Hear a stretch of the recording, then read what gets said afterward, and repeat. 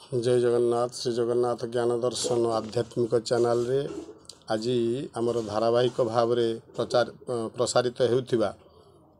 नित्यकर्म प्रकाशर अंतर्गत आज आसंतु शुणिबा आमे मलमूत्र त्याग विषय रे आमे सनातनी हिंदू धर्मर समस्त मनुष्य माने बा सनातनी हिंदू जे माने सेमानंकर बसिबा ठारू उठिबा कथा हवा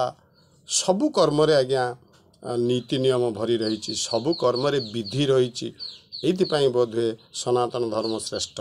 यही न्याय रे आज आम जिते मलमूत्र त्याग करने को जीवा आमर कौन करवा उचित से विषय आज आलोचना करवा। शास्त्र कौन कहले ना शास्त्र कहले गच्छन्त ऋषयु देवा पिशाचा ज्यश्च गुज्जका पितृभूत गणा सर्वे करिष्ये मलमूचनम ये कथा कहले अर्थात जोठी आपण मलमूत्र त्याग करने को जीवे जो मल त्याग करने को जीवे सेठी यदि ब्राह्मण होते ताले कौन करेंगे यज्ञोपवीत को आगे बेक को ये कान रे देबे कान रे उपवीत को देई मुंड को वस्त्र द्वारा ढांकी देबे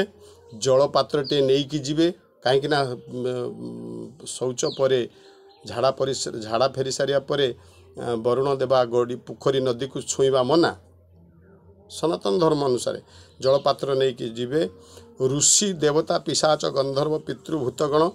जो माने सब अच्छी ये आम सृष्टि भितर आम जो पायखाना को जीवा जो बसवा झाड़ा बसवा से हुए तो किए अशरीरी थी पारती तेणु सेटारे आम जाइए कौन करवा ना तीनोटी ताली मारिवा तीनोटी ताली मारी से दूरे जावाई कहवा एवं से दूरे गला परे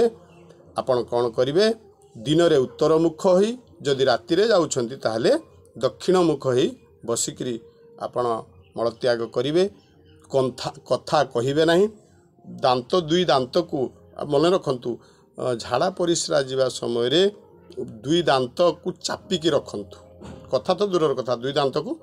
चापिकी रखु जहाद्वारा मल और मूत्र त्याग समय जदि दुई दांत को आप चापिकी रखिए तार आपण दांत और दांत माढ़ी मजबूत हम ये हूँ वैज्ञानिक कारण तेरे जाहू ये हूँ